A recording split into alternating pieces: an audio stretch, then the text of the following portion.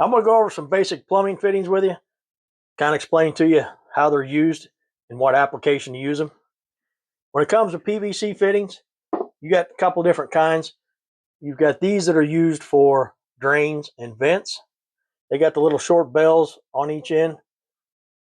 And they're also, if you look at them, they're stamped on there DWV. That means they're certified for drain and waste or drain and vent only. They're not to be used in potable water. But they've got the short hubs on them. You've got different type fittings. This is called a street fitting. It has a bell and hub on one end to accept a piece of pipe, and then the other end is designed to fit inside a hub. So basically, if I want to connect these two pieces of pipe with got the bells on them, I'd have to cut a short piece of pipe. But I can eliminate that if I use a street fitting. It'll fit directly in there, and I can glue it straight in. On your T fittings,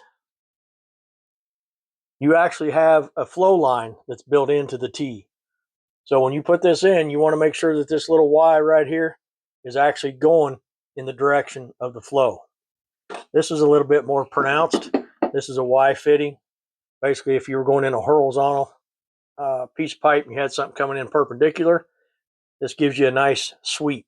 The big thing you want to avoid in drain lines is anything that's a sharp 90. That's a choke point. You can get a clog there. So anytime you have a change in direction, you want it to be a sweeping fitting. Whether you use a sweeping 90, like this is more of a sweep 90, as opposed to this, which is a sharper 90. If you don't have 90s, you can actually take two 45s, put them together, and kind of make that sweep. This fitting is a different style fitting, and this is what you're going to use for potable water. You can see they don't have the external bells on them. The pipe actually goes inside. And if you look again on the stamped, it's going to have a PW on there. That's for potable water. This is to be used in pressure systems and potable water. You do not want to use drain fittings in potable water settings.